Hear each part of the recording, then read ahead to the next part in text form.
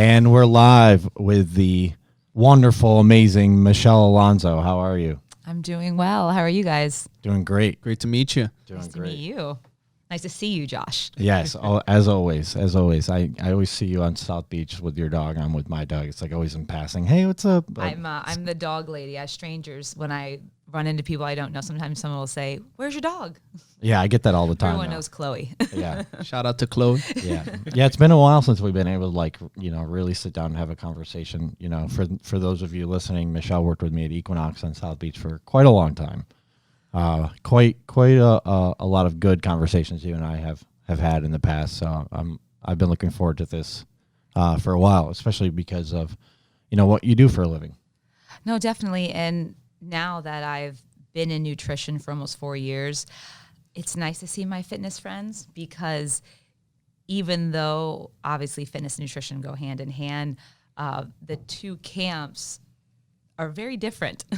And now that I've been in both, it's interesting to see that. Yeah, I can imagine. I know, anytime I was talking to, my former time being in athletics, like talking to athletes about nutrition, and then, having to completely flip the script and then get into training is like two different worlds. For sure. It's a much different animal, being there with someone while they're doing what they need to do, quote unquote, during their workout versus trying to persuade all those hours that you're not with someone. Yeah. Now I gotta say that, and also too, you see a lot of people undermine nutrition, and it's actually the staple. If you really want optimal performance and longevity and quality of life, if your nutrition is not on point. Well, that's basically what got me there. I was training for years, and I just started to notice a pattern that people would get stronger, they would get fitter, but maybe they weren't losing the fat they wanted to, or maybe their body wasn't changing the way they wanted to, and it kind of tweaked me towards nutrition and kind of realizing, whoa, this is actually, dare I say, more important. Not to minimize activity, but what you eat is very powerful. No, there's a reason why Josh didn't bring his Versailles shirt today. I Cuban know. sandwich on. Yeah. Nah, he loves that Hey, shirt. I love Versailles. We talked I about know. it. Yeah, That's he Cuban. loves that That's the shirt. bomb right there. Yeah, don't listen. We last episode we talked for like 30 minutes about him being Cuban. So don't. I know you're going to get on that My kick with dad's him. Cuban. It's all good. Yeah, And here we go again. And also, there is another thing with, I feel like a lot of people view like the dietitian as like the food police, but I would actually say dietitians love food. Like, I love food. I love good food. And, we actually broaden people's, a lot of times in like the private practice, I feel like I'm telling people, no, actually it's okay if you eat that sometimes, versus all the taking away that people correlate us with. It's like with a lot of fitness coaches, like you see some of the way some of us eat, it's like, whoa. Yeah, I know. If people looked at my dietary habits, I mean, some of my clients are like, how are you so lean? I'm like, well, I'm working out with you and working out with like 4 other people. Exactly. It's like, so I can eat a couple extra croquetas and be all right. But you need to stay away from it. Say as I do, do as I say, not as I do. Right. Got that. Yes. So, just for, obviously I know you very well. I've kind of filled Mendez in a little bit for everyone who's listening and watching on YouTube, though, like kind of give them a background or your background in dietetics, how you got started in it, what made you, want to head in that field, because as I said before, you were working at Equinox with me, you were fully engaged in the training world. So Yeah. what made you want to make that shift? And then, how'd you get your start? So basically, I did my undergrad at Florida State. I did not study exercise science. And I moved to New York thinking I was going to work in the fashion industry. That lasted all of barely a year. I realized, what am I doing? I hate this. So New York or the fashion industry? No, love New York, hate their winters, but hate the fashion industry. Pretty accurate. Yeah. And came down to Miami, realized I need to do something I love. I've always been active. I thought, how much fun could it be to basically help people be healthier? So went into training, was with Equinox for almost 8 years, a little bit privately before and after. And, again, about a few years into training is when I realized, okay, nutrition is really important, and it's more important than I had any idea. And it kind of, I started reading different books. And at first, the idea of being a dietitian, I was very against. I think I had the concept, like the idea of what most people think is like, oh, they're just going to talk about numbers and they don't really know, I don't know. Like, I don't know what I thought, like somehow that wasn't going to be helpful, but only so many books, so many certifications later, I realized, okay, none of this is teaching me the why. And the why is chemistries, biochemistries, microbiologies, all those classes that I never took in my undergrad. So decided to go to grad school, did that for about half my time at Equinox. And I've been a dietitian since 2016 now. And I've had clinical experience. Now I've worked privately. I'm still working privately. And even for my clinical work at the VA, I work outpatient now, which is really nice because that's what I ultimately wanted to do. Inpatient was really good experience. It was definitely eye-opening. But now I get to work with people like on a one-on-one basis. I teach classes. And then I work privately for Essence Nutrition here in Miami. Shout out to my butterflies. And that's what I'm doing now. Amazing. Yeah. What would you say is your favorite thing about being a dietitian now? Oh, what is my favorite thing? I love Not having to see me every morning. And this actually is probably true for being a trainer as well, is I love people.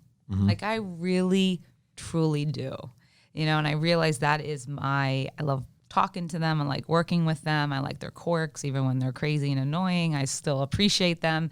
So being able to build relationships like that, more so with nutrition than exercise, it becomes very personal. So people kind of let you in, your eating habits are very personal, and you get to know someone a lot more intimately and their backstory, their families. So I enjoy that a lot. No, definitely. That's, I think that's one of the most amazing things that you could have said, and being fitness coaches, it does get personal. Yeah. It does get personal when you're talking with your clients, and, most importantly, they're putting their trust on you, mm-hmm. To help them with what they need help with. When have you seen, I know you said, your dad was Cuban. Mm-hmm.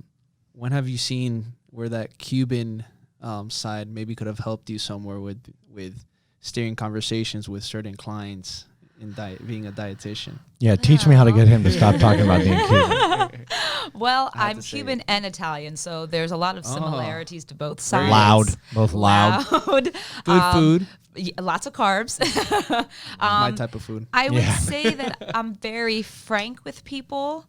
I'm very upfront. In essence, I know they like to give me a lot of our guy clients because I'm not such a hand holder.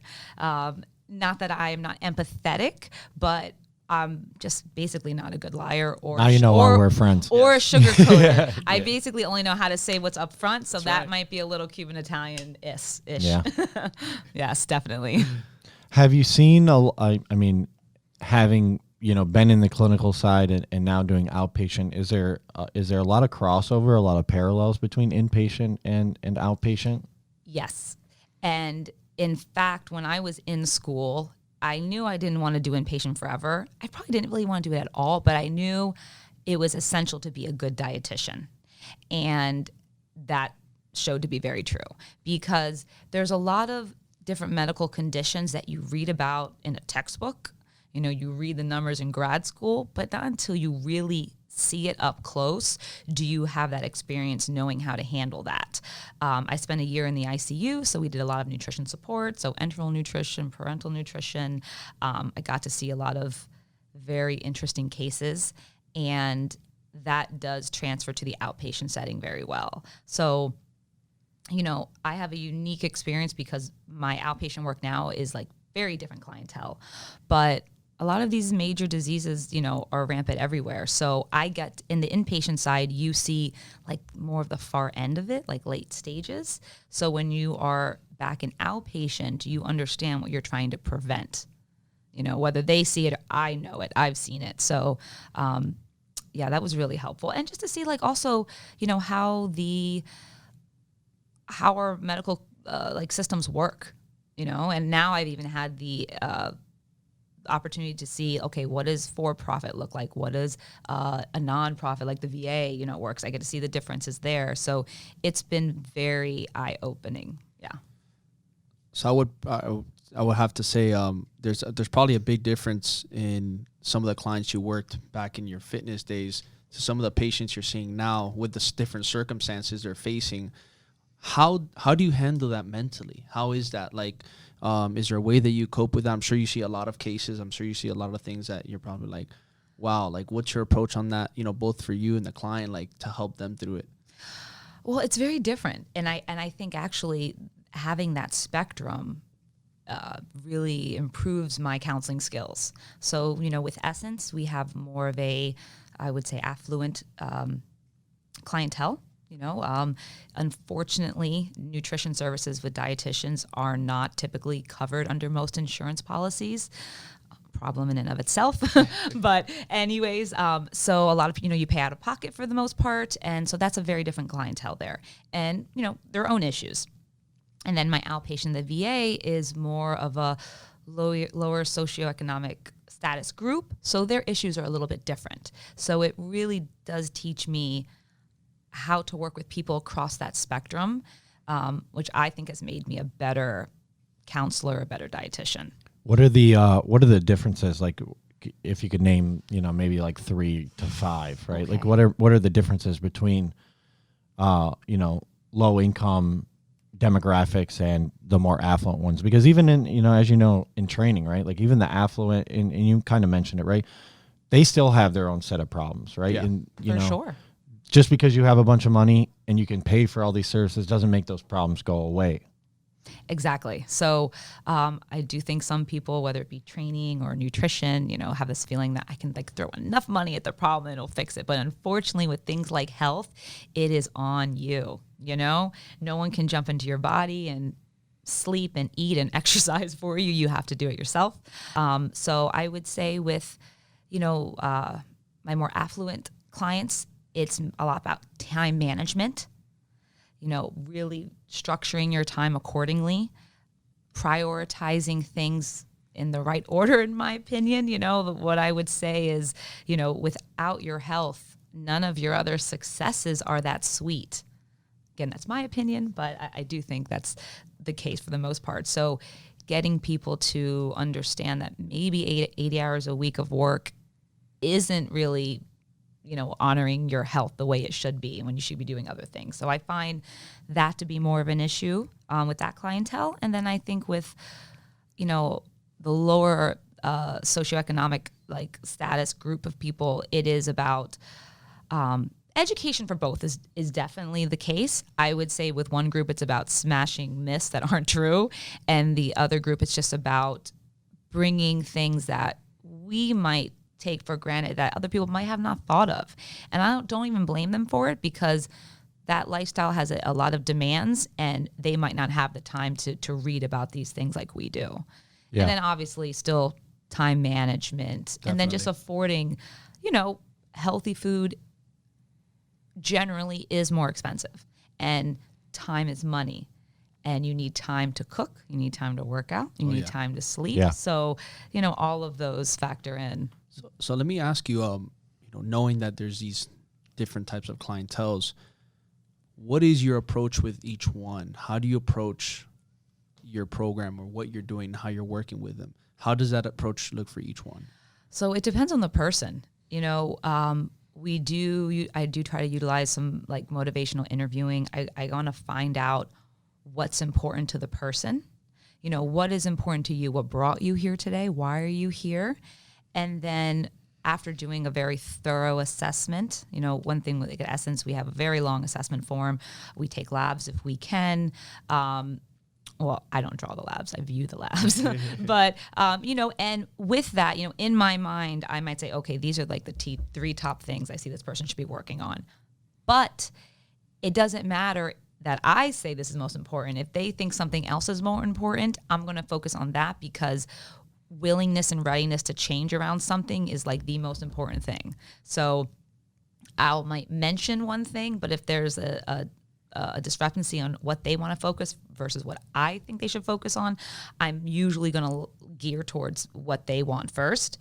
And as that becomes a habit or less work for them, we can move on to other things.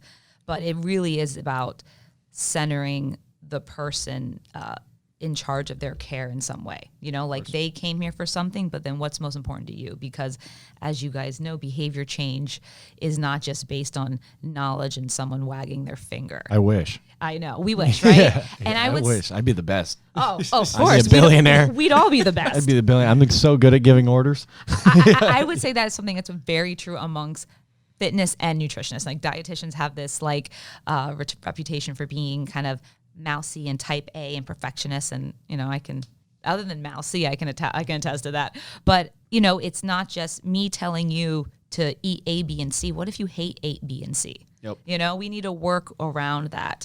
And then bringing it slightly back to the VA, they have, so I've only been there almost 2 years now, but they have this incredible thing they're just guys rolling out, you would say, and it's called Whole Health. And it's really about factoring, looking at healthcare in a holistic manner and putting the veteran in front of their care. What's important to you? What kind of values do you have? Factoring in family and community and offering alternative treatments like acupuncture and yoga, and it's awesome. So I hope even traditional medicine eventually can catch on to that as well. No, that's really amazing, you know, and I love the fact that you brought up, you know, about not waving the finger, and also to, you know, understanding that these people, not making them feel like they don't have options, you know, and I mentioned it once or twice on the podcast before, like, you know, as a coach, I'm here to be the GPS to your car, you know, and I've mentioned with Josh, like, you know, you're the car as a client, I'm just your GPS, I'm here to navigate you, you know, I'm not here to control, I'm just here to navigate. You know, and I would say, back to being Cuban, you know, taking in cultural significance to nutrition is very important. Yeah. And when you don't do that, I think it's not only insulting to the client, but it's not realistic. You know? So if you want your café con leche and pan cubano. Well, listen, you know, we pick over time how often we want certain things to show up. But for example, like telling, you know, a Cuban grandmother not to have rice and beans because you need to eat less carbs is just not true, not going to happen. Never going to happen. Never going to happen. Never going to happen. So, and if that's the standard that we feel like, oh, well, if I don't do that, I'm not going to be healthy. Well, then that's someone that you just miss an opportunity to help. Yeah. Big time. You know, you reference time management, and that's, you know, across the board, I think that's a huge issue for a lot of people. They either, you know, we've talked about it, people take on too many activities, you know, and they don't put enough emphasis on the ones that are truly important, like having proper nutrition. You know, it's been something that I've had to deal with my whole life. You know, I grew up in a low income family, and my sister and I played sports our whole lives. So it was always go, go, go. My mom would, you know, single parent mom, take me to practice, take my sister to practice, come pick me up, come pick my sister up, and then, oh, fuck, it's 8:30 and these kids got to go to bed, so let's just go to a restaurant and get some, you know, fried chicken sandwiches and french fries or pizza or subs or whatever, right? So, like, you know, across the board, everyone could do better with time management. So how do you kind of relay, and what do you relay to your clients that can help them improve on that, you know, in the short term acutely and also long term?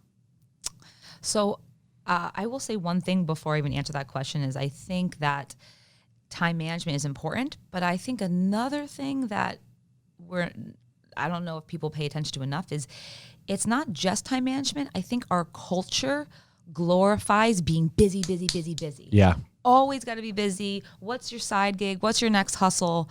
And, you know, the idea of relaxing and playing and just sitting under a tree reading a book is, oh, what are you doing with yourself? You know, whereas to me, that's like also being healthy, you know? Mm-hmm. So I think we also have a cultural norms that drive this feeling that you have to always be on your hustle. Yeah. I'm always yelling at him to take a fucking vacation. You know, always. You know, I mean, ideally 8 hours of work, 8 hours of sleep, 8 hours of whatever you want. That's in a perfect world. Yeah. But so I think that's like an underlying issue with a lot of people. But how I specifically address that with people, I would say a few things is you've got to, one, put these type of activities as a priority. So that means that we all get 24 hours a day, whether you are the president or, a teacher or whomever you are, you get the same 24 hours. So it's up to you to prioritize things. And I think looking at your week ahead of time is really important, specifically for fitness. I think people on a Sunday or whatever day they find, what works for them. When will I be active? What will I do? Where will I be? And you pen that in like you would a doctor's appointment. With nutrition, I think it's very similar. When will you go shopping? When you go shopping, do you have a plan? Are you just buying things that you think are healthy for you, and you get home and you're like, I don't know what to do with this eggplant. Yes, and now it's gonna rot in my double my stuff fridge. Oreos and Welch's fruit snacks. And even beyond weekly, those guys, money. I think that every single day, people like in the evenings should take a few minutes, even just in your mind, thinking, okay, what does tomorrow look like? When will I have time to eat? Am I going to be doing a bunch of errands? Will I need to bring snacks on me? Like, will I be in the road for a few hours? What do I need to pack something? Do I have ingredients for dinner tomorrow? Do I need to take the chicken out to thaw or whatever it might be? Those spending a few minutes to do that can ensure that next day is more of a success. I don't want to say success, just like you're not making nutritional decisions based on, I didn't think about it, time got away from me, because that's really when we end up making less healthy decisions. And I also think when we're not, so many people get so busy during the day. Like I said, they're working. And I'm sure you've seen it. People might eat breakfast, they might not. They live off caffeine all throughout the day. And before you know it, 6 p.m., 7 p.m., you're starving, understandably, and now you're eating like 70% of your calories between like 7 and 11 p.m. Yeah, that's me. That's me to a T. Just pin that right on the board. That's Josh. So, that, and I think it's almost been exacerbated because, intermittent fasting has become trendy, and I think people have used it as a justification to, I'm just intermittent fasting, not really that you're just not eating all day because you haven't planned that way, and I'm just going to eat everything at night, So. No, and I think, like you said, that justification, like, you see that with all different things that, not just nutrition, but other areas of people's lives. And going back to the same thing that you said, being an extreme at one point, like, the busy bee 24/7, never stopping, and then you got the person who's always relaxing and never does shit, and then they're complaining about, why isn't my life moving, so I think it's like one of those things, hey, you got to find that balance or what works. I gotta ask you, like you said, pre-planning your food, pre-planning your stuff, setting up like an appointment, like if the same way you would treat a client to go to the grocery store. How do you work that in a manner, in a form of an easy way for your client to understand that's manageable, where they're not going to feel overstressed? Because I'm sure they're going to be people who it might work easier for them, but for others it might overstress them. How do you handle that? So it all depends on where they are at that moment. Depending on where they are is on how much I'm going to push. I don't expect someone who, is meeting with me and has just decided they want to start thinking about nutrition because they found out they're pre-diabetic. They've never put any thought into nutrition and they're meeting with me for the first time. I don't expect that person to necessarily set goals that are so detailed. So it depends on where they are. But I would say, let's say someone who I think that pre-planning is something that they would benefit from and they're ready for. I will go over their schedule. A lot of times when I meet with people, I ask, what is your work schedule like? What time do you get up? What time do you get in the car? Now, obviously, things are a little bit different because of COVID. So some people have more time. It depends on who I'm speaking with. But, what does that schedule look like? And I'm trying to get an idea, okay, when would you have time? And then with that, I take spots. Okay, how do we feel about spending this day to purchase the food, whether you're ordering it or going yourself? Can you commit to cooking 2 dinners a week, if we're at 0? Or if, wherever they are, I try to incrementally push them, nudge them in the right direction, because doing a 180 with nutrition, with exercise, with all these things, to me, is setting people up most likely to crash and burn. Yeah, For sure. I mean, it's just like in training, right? It's like, Yeah, okay, you know, you want to lose okay, you got to lose 50 pounds. Okay, we're going to try to lose 50 pounds in a month. Like, it's impossible. It's not going to happen. Exactly. And actually, speaking of that, you know, I have really tried to pull people away from setting their goal of weight loss versus setting their goal of these behavior changes. Because what do we actually have control over?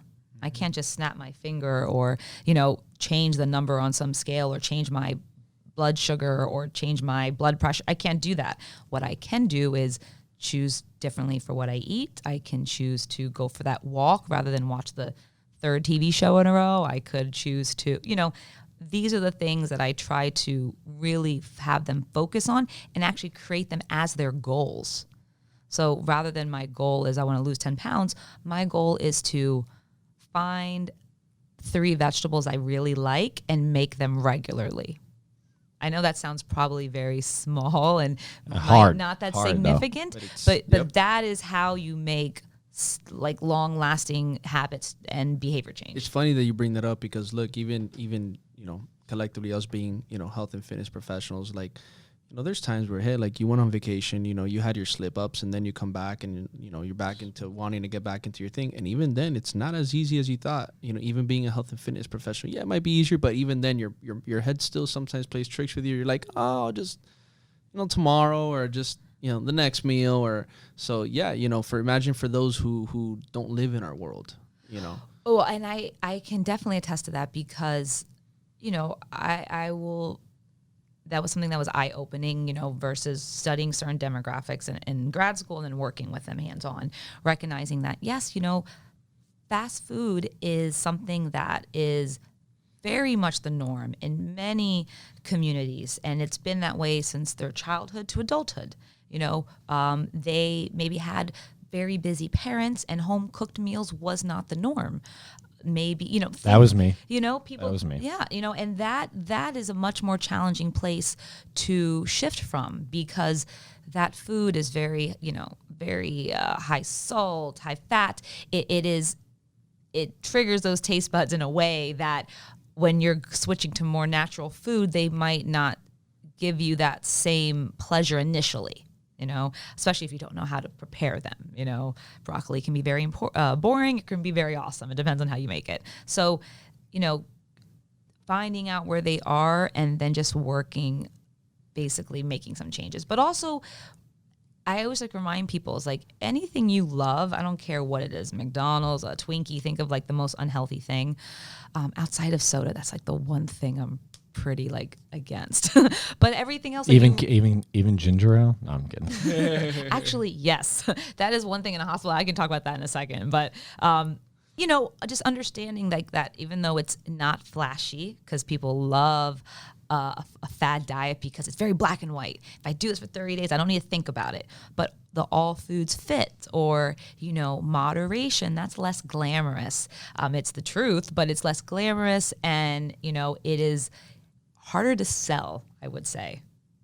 You're telling me that everyone shouldn't just go on the carnivore diet? You know, just eat fucking Oh T-bones and bratwurst. Can I T-bones and bratwurst. Wait, let's put a lot of cheese on the broccoli. Can I just say, when I first heard that, I didn't pay attention to it because I just thought it wasn't like real. I was like, that's not a real thing. And then once I found out, oh wait, people are actually doing that, I still didn't pay attention because there's too many things in this world to actually learn.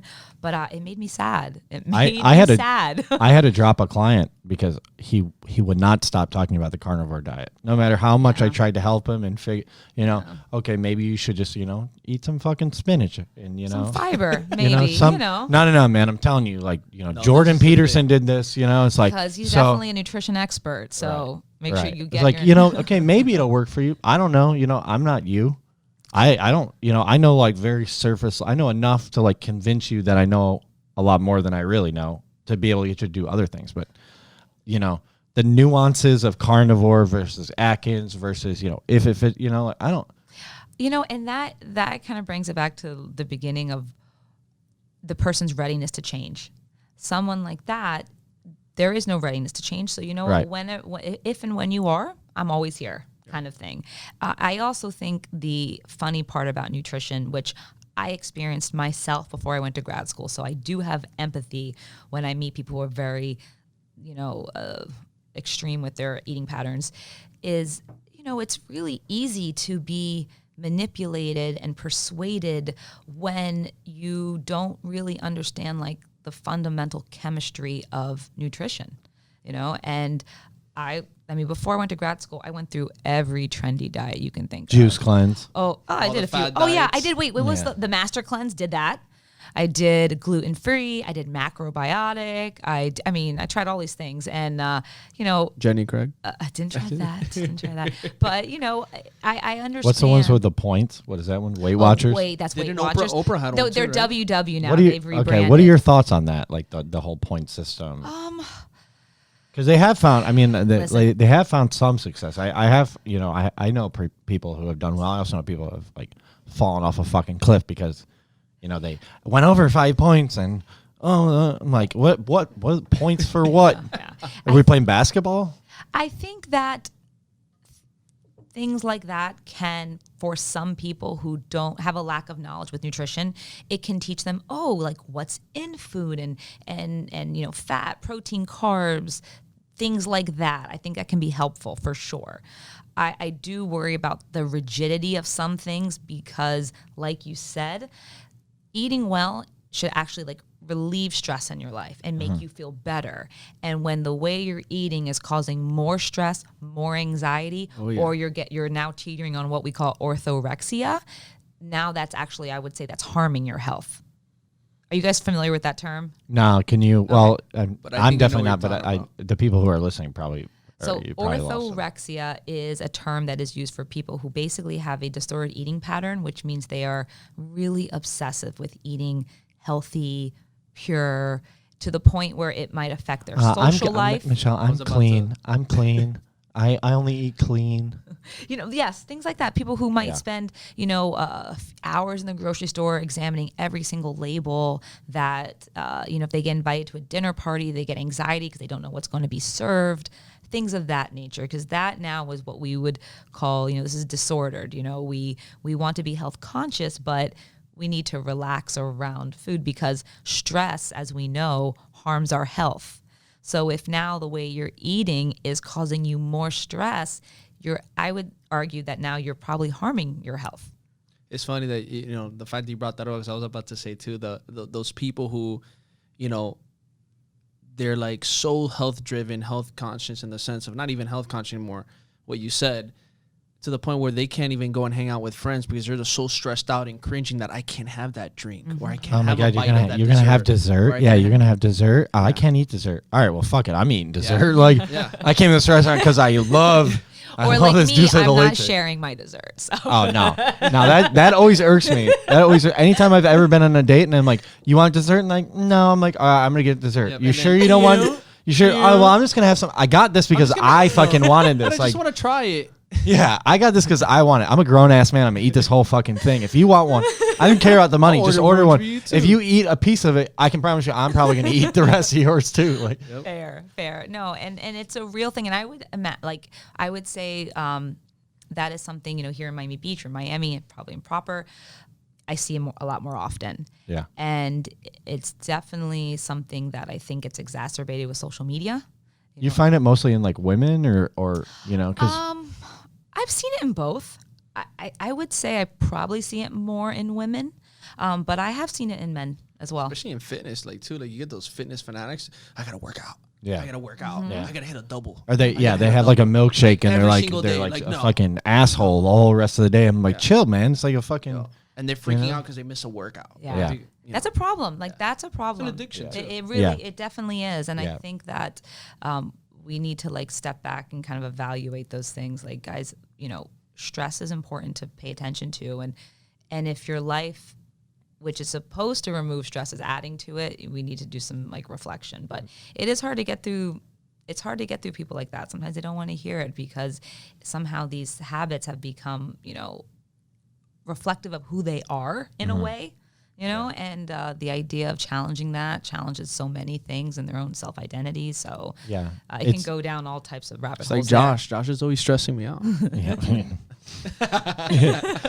You know, but I mean, I was like, you know, I was one of those kids who, you know, always finished their plate and went up for seconds and always finished. You know, I always prided myself on no matter where I went as a kid. You know, probably why I was 220 pounds at 17 years old, you know, but God, I forgot about that. yeah, Fat Josh.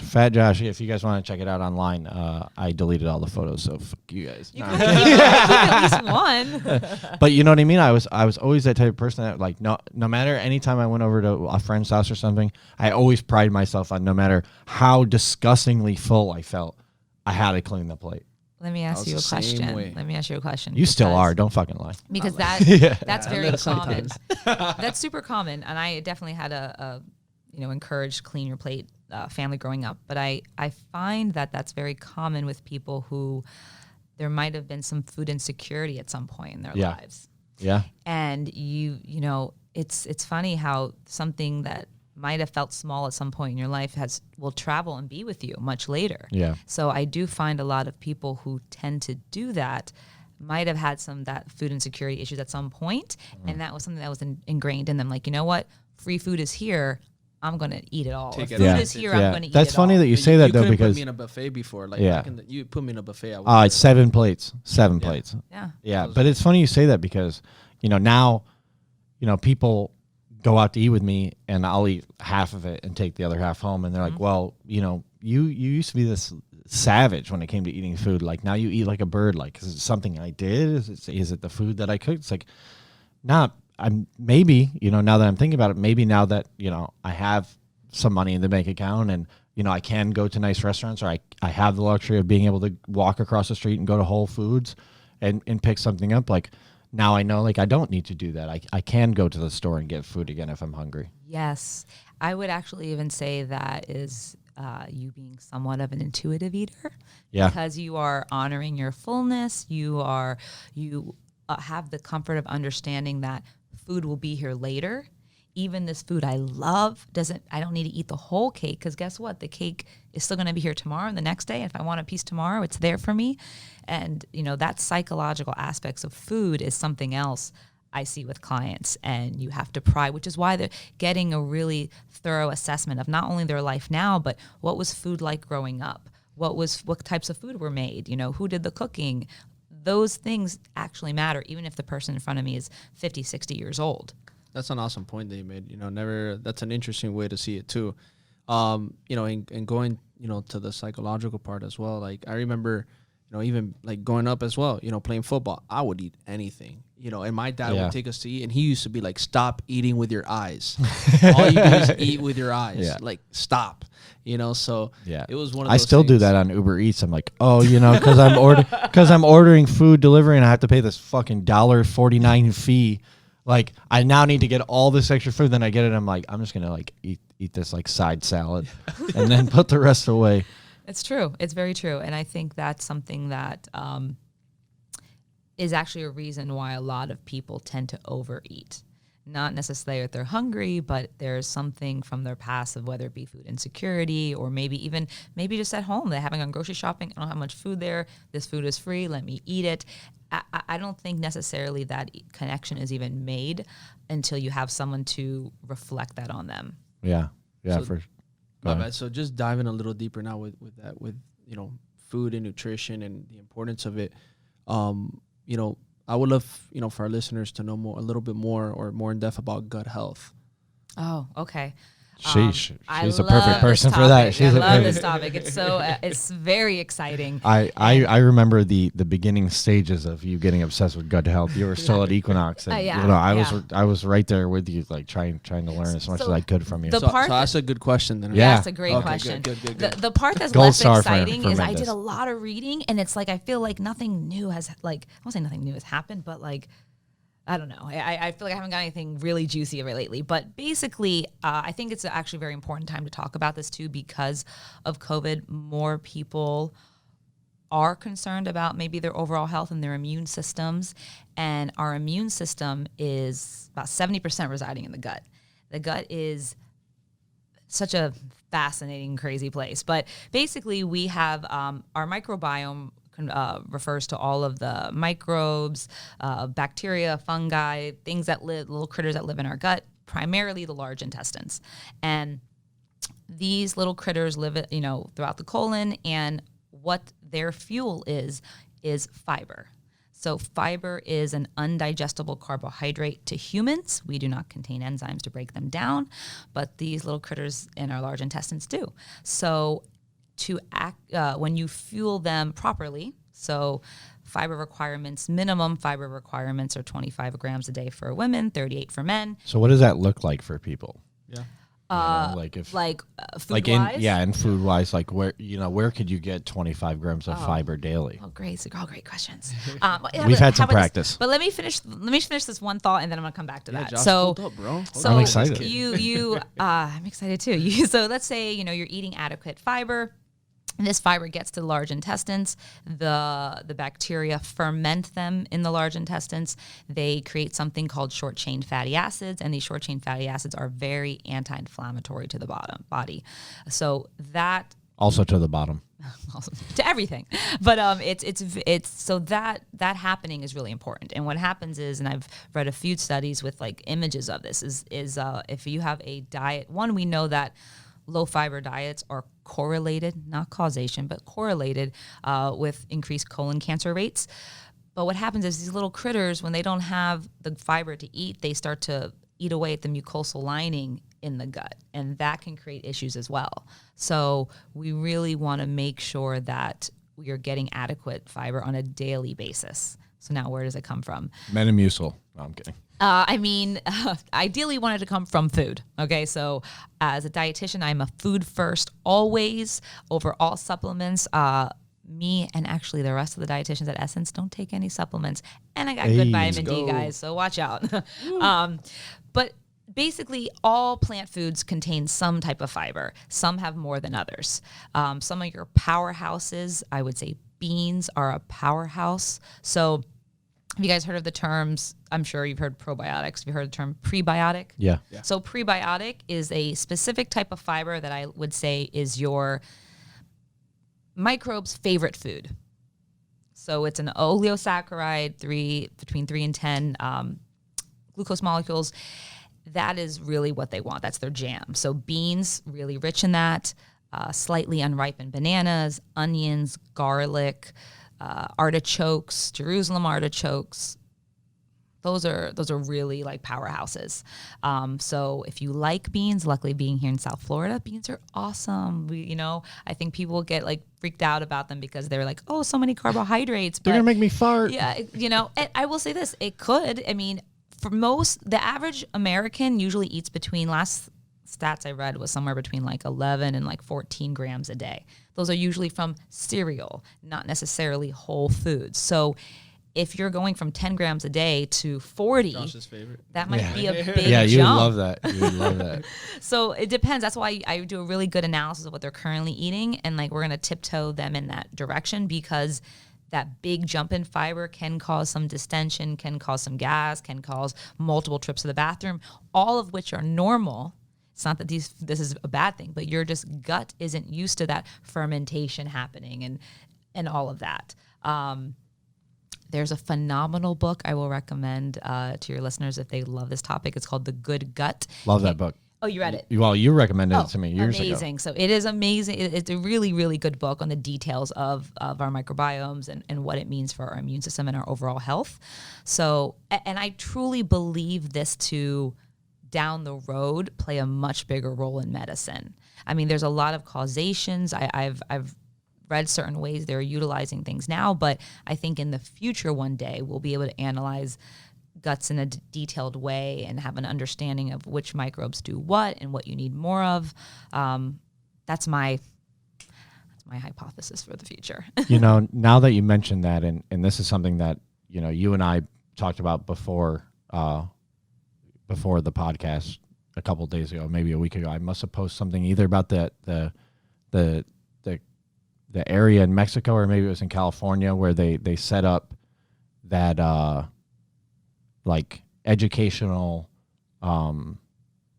like mandate for you to like really be able to live a healthier life, like through food choice. Or something like that. I can't remember what it was. The thing that triggered the whole COVID conversation that we were having the other day. I thought that was the post from Bill Maher clip. Oh, that's right. That's what it That's was. what I Yeah, was the thinking, Bill Maher yes. clip. That's right. So go ahead. Yeah. So just to kind of give everyone like a little reference, so Bill Maher had part of his one of his segments was on, coming up with ways to really have actual preventative care without prescription medication or vaccines or this, right? And that's something that, we've talked about a lot. You and I used to talk about it in the past a lot, how frustrating it is. And especially with COVID, right? Like we hear everything about masks, and I'm not saying don't wear a mask. If you're outside, don't be an asshole, wear a mask. If you're inside with people who are adversely at risk, right? Don't be an asshole, wear a mask, right? Wash your hands, hand sanitizer, be careful. But there is absolutely zero talk, zero. I have not heard one politician, not one mainstream media source other than Bill Maher, even mention the fact that our dietary habits and our lack of exercise, lack of, just physical activity in general, our inability to avoid or mitigate stress and our poor sleep habits, right? Mm-hmm. Not a word, not one word. Yeah, so I feel all kinds of ways about that. So, yes, I think don't hold back. I know. Please. I'm trying to think of where to Don't even hold start back. because They just slap a Band-Aid on top of everything. Right. That's it. So what I would say to that is I completely agree that, we don't have a healthy population in America. We don't. Most adults are managing one, if not more, chronic diseases. I can tell you the vast majority of people, hypertension, diabetes, obesity, eventually kidney disease and all these are all unfortunately very common. And I think it is very important that we're paying attention to it. However, and you guys might attest to this too, is, you're working with someone one-on-one. And for me, I realized addressing one person is fine, but how do we address the masses, Yeah. And that is when health policy comes into play. And if you're really into this topic, there is a professor at Tufts University called Dr. Mazafarian. He is phenomenal and has done research specifically on health policy and what that would mean as far as decrease in disease rates, decrease in hospital admissions, decrease in all types of things, Right. So I think that hasn't been talked about because money. Yeah. I mean, it's really that easy. We live in America, right, guys? Do you think it, Pharma. Big pharma, but even big food, right? These big time. churn and burn, Cheerios. Are you- all these genocidal, Yes. farms Oh. that are unsustainable long term, right? I mean long term in terms of hundreds and thousands of years worth of time. Yes. It's not sustainable. The way we even grow our food, and I mean, don't even get me started with factory farming. Mono agriculture. It's not only ruining the planet, it's also ruining our health. It's actually bad for, small farmers. We have less and less small farmers. I read, God, what was it? It was like a stat on dairy farmers recently. There's not hardly any small dairy farmers anymore. And even if you are, it's hard. I grew up in an area where, even to get into my town, you have to literally go past 50 farms, half of which are dairy farms. The other half are, hay or corn, right? Mm-hmm. And you just see acres upon acres of cornfields and nothing else. My entire life, that's all I would see. There's corn, or cattle. Mm-hmm. So the Farm Bill is something that is a huge piece of legislation. The ag laws, right? That we don't, they're so huge. I think sometimes these things get passed and people don't even read them, honestly.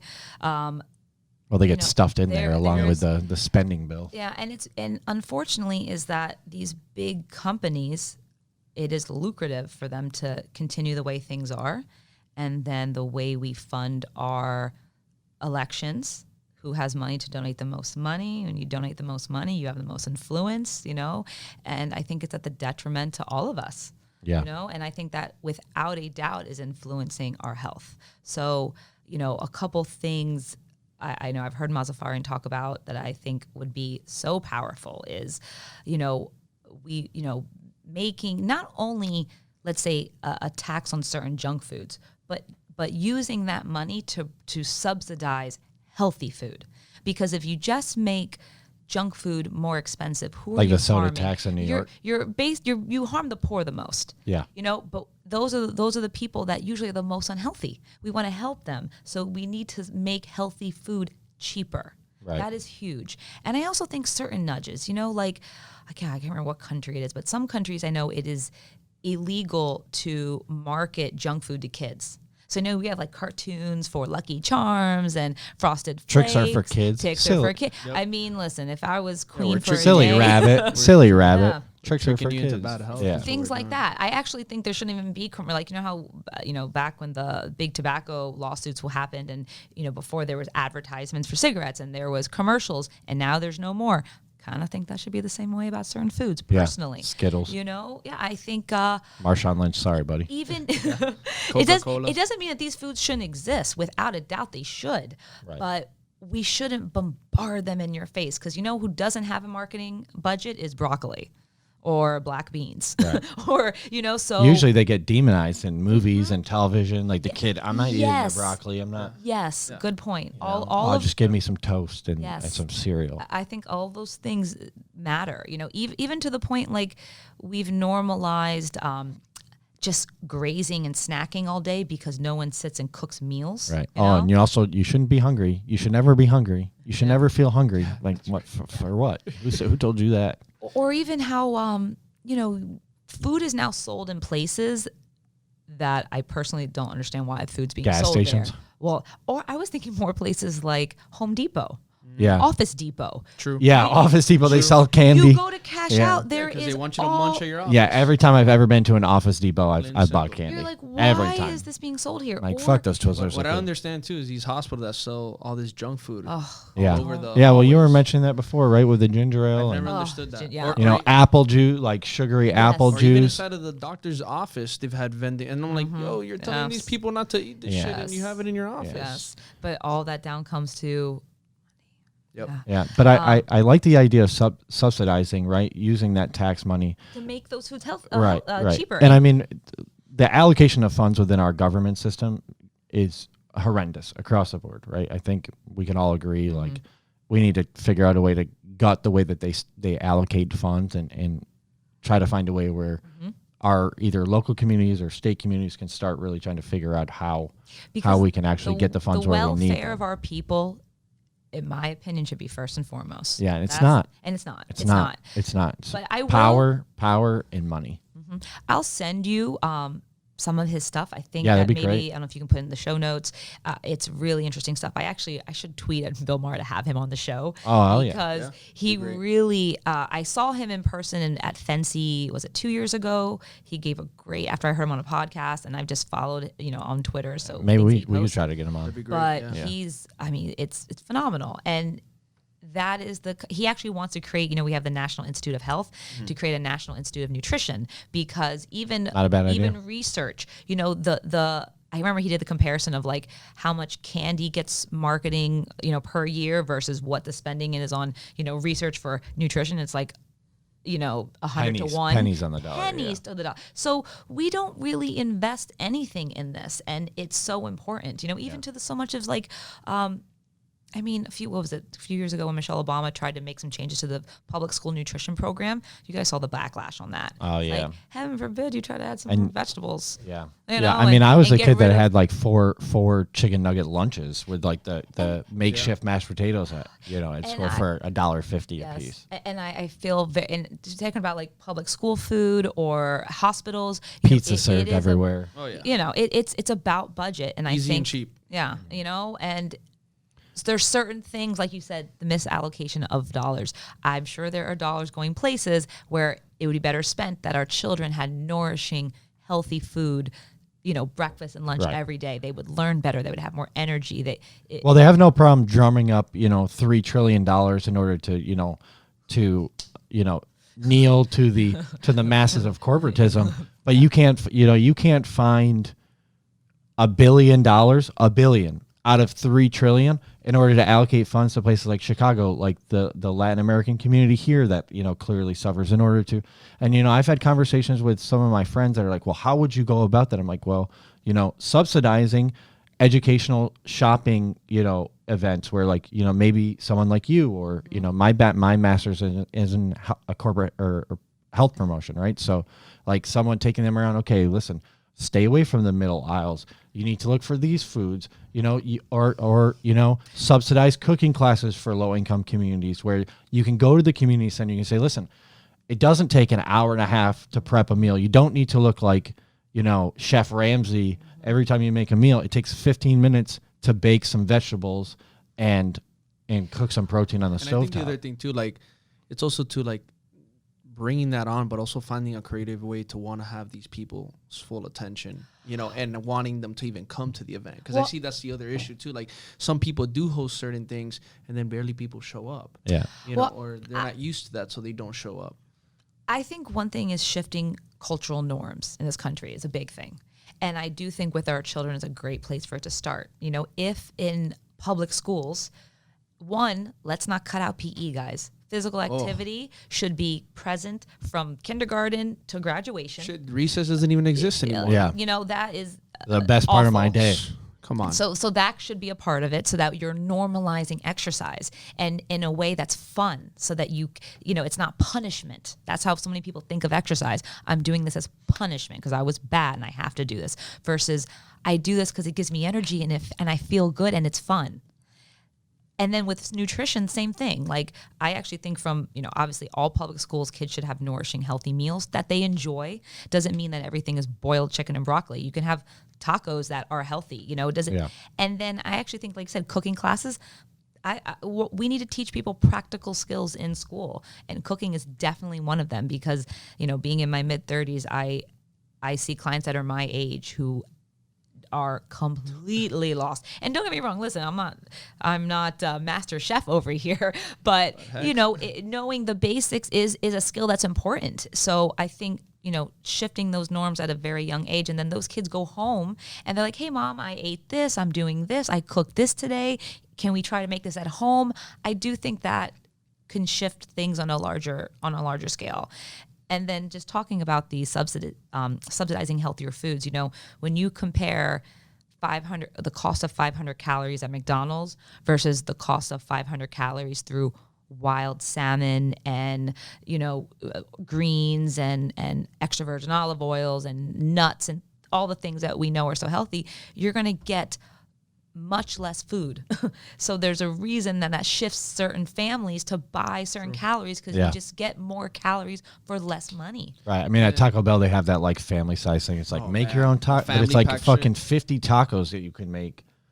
Clearly it's going to be like 10,000 calories. So you got a family of 4 or 5. They're like, oh, here you go. Yeah. I will give a shout out to, because there is a dietitian that works for Taco Bell that I've read about. They're the healthiest, right? They're the healthiest. They're the healthiest. They have a whole menu that's high protein, that's vegetarian, that's under, I can't remember what the caloric amount is, maybe 400 or 500 calories. So better than 1,000. And I actually think that's amazing, because you have to meet people where they are. Right. If they're going through that drive-through, but now there's an option, I mean, that's a small nudge.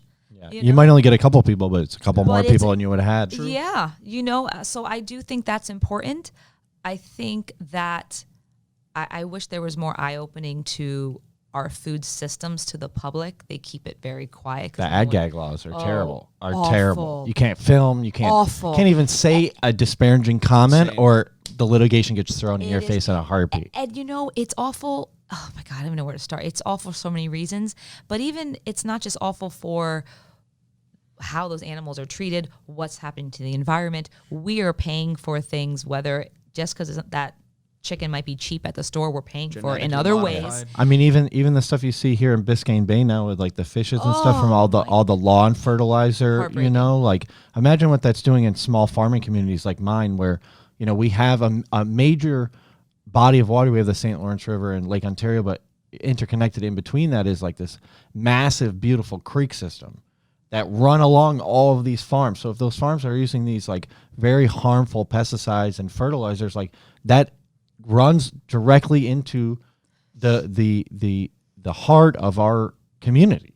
And we can tie that all back to money again, because environmental laws are there to hopefully prevent some of these things. But then these companies make certain contributions. Maybe we're going to relax this one law. Maybe we're going to, so it's, I'm glad I do think more and more people are paying attention to this. I think this pandemic, if I could say anything good about it, has made some people really pay attention. Okay, what's going on with my health? What's going, just being more cognizant of these things. But there's a lot of work to do. But I have faith in our generation, honestly. I agree 100. Yeah. At some point, there are going to be different people in power. We just have to make sure it's the right ones. I have to definitely say that this, during this time has brought awareness, especially in a lot of people's decision making, whether it's health, starting a business, relationships, family, all that stuff. And I think it's just one of those things where it's just hopefully coming out of this, we talked about it the other day in the podcast, this puts you in a stage where if you're implementing a change, this will turn into a habit, and hopefully they keep these habits moving forward, even out of the COVID. And if they are seeing results and they're happy from it, then there's no reason why they shouldn't stop doing that. So I do agree that a lot there has been a positive that came out of this. I wanted to ask you, because I know we talked about children a lot and schools, especially for all those parents out there listening. How important is it to drive gut health, especially for their children? Understanding that, since that bad food being driven into them does affect the way that they grow up and later when they are adults and, problems they have later on. I mean, I think as someone with no children, but through observation. Preach. Sorry, Mendez. You're the minority now, man. Okay. I always get stuck in these kid conversations before the podcast starts. No, it's okay. I think almost everyone in my private practice has babies, but even though I don't have any, I think I can reflect back to my own childhood, and I think that it's not about even saying these specific things to children. It's just about being a good role model.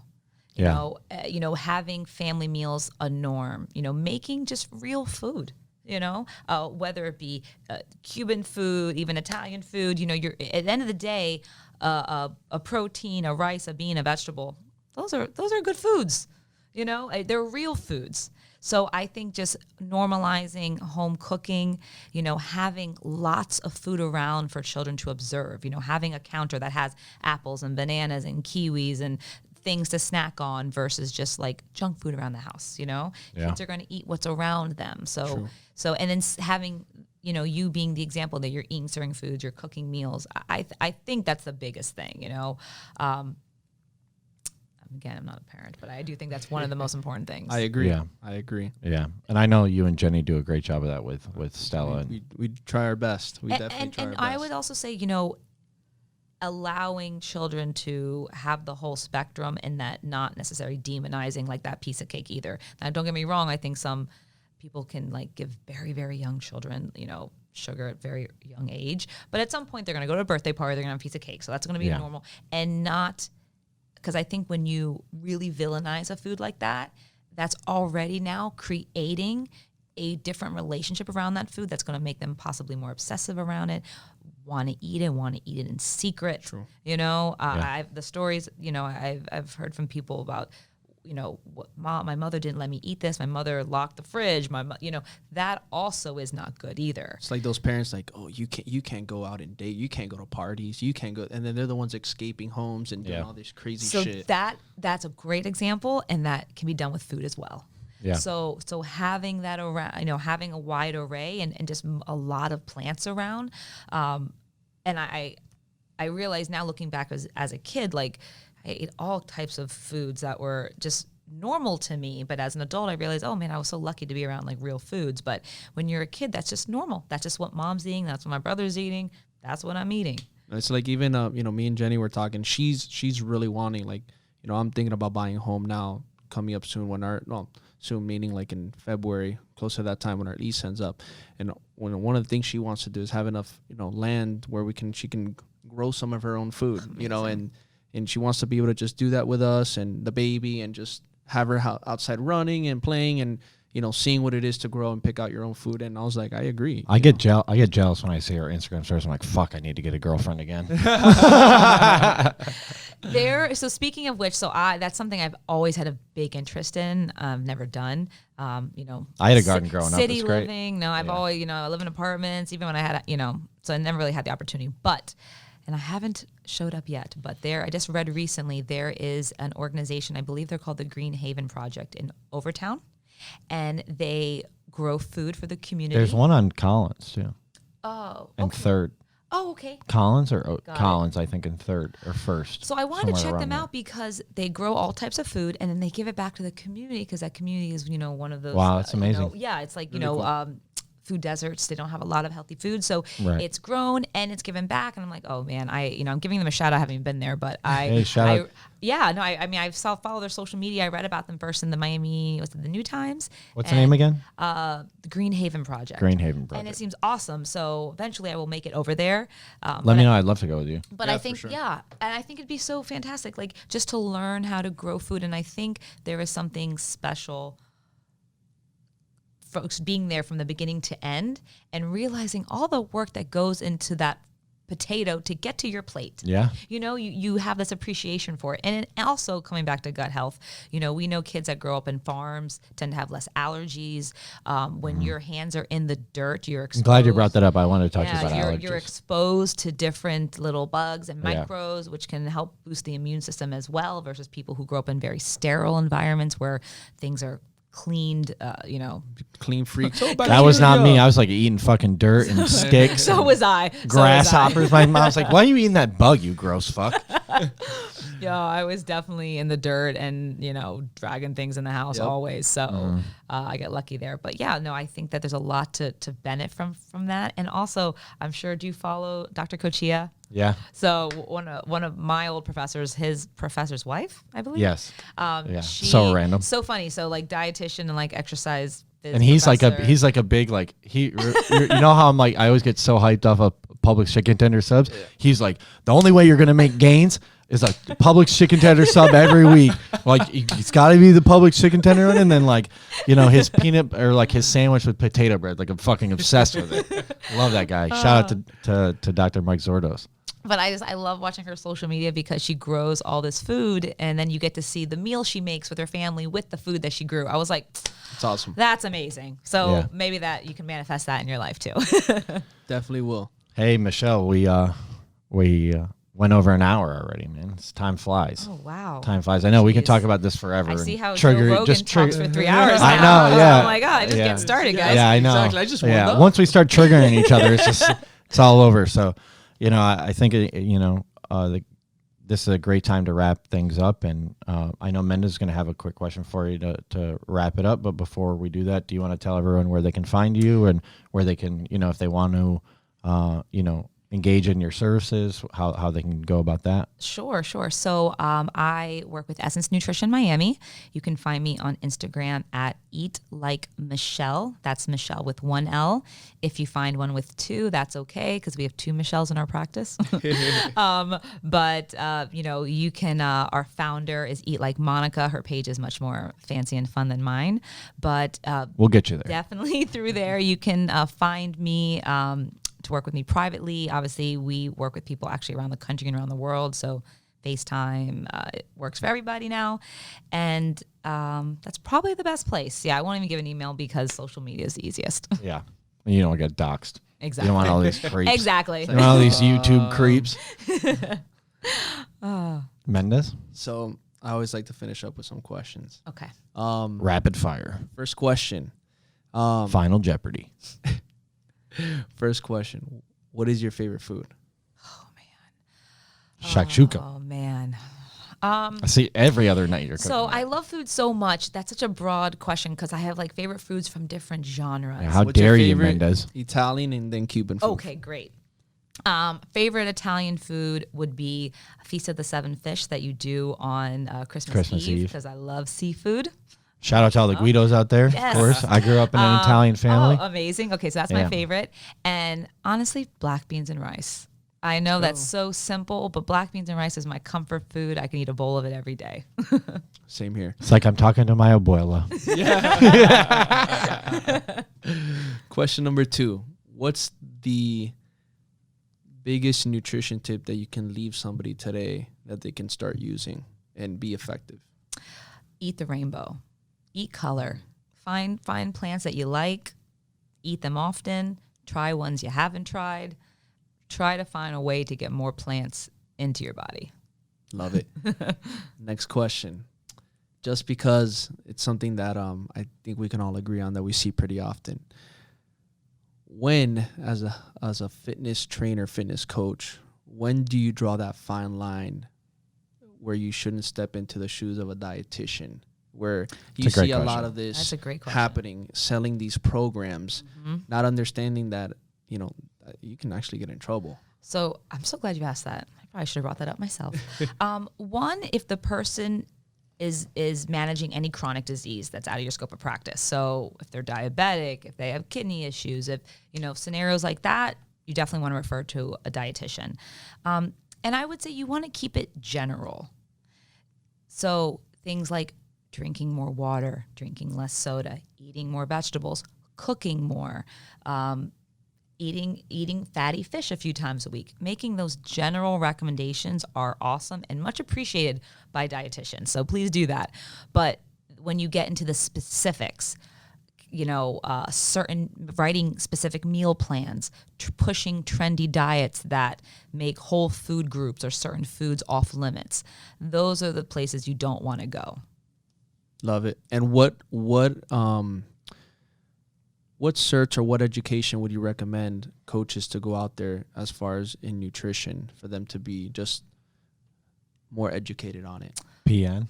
That's a good question. Yeah, precision nutrition is a great certification. Dr. John Berardi. Yeah, they're fantastic. And actually, I read a book end of last year that was really great. If people just like nutrition and science, there was a book I read called Eat to Beat Disease by Dr. William something.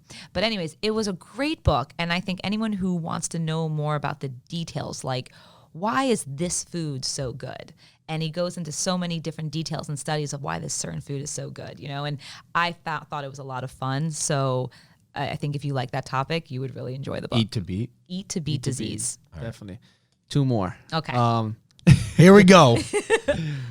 What's the craziest thing you've ever seen in your practice? Oh boy. Without any God, I've seen so many crazy things. I would say this isn't the craziest, but it is crazy and common, which makes me sad, is I can't tell you how many, usually women that I meet, that their desire to lose weight is so drastic that they're trying to live their life on like 800 calories. And their only thought is I have to eat less calories and less calories and less calories. And like starvation is not a diet. So I would say that I would put that as craziest because how prevalent it seems to be. Definitely good to hear. Last one. In one sentence, what's the biggest piece of advice you can leave off to everybody today? Hire Michelle.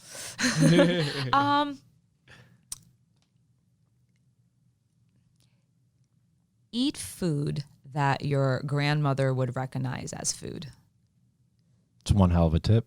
You guys heard it. Thanks, Thank you, Michelle. guys. Thank you. Yeah, thank Appreciate you. you. Appreciate it. We're going to have to do this again soon. Bye. Till next time, guys.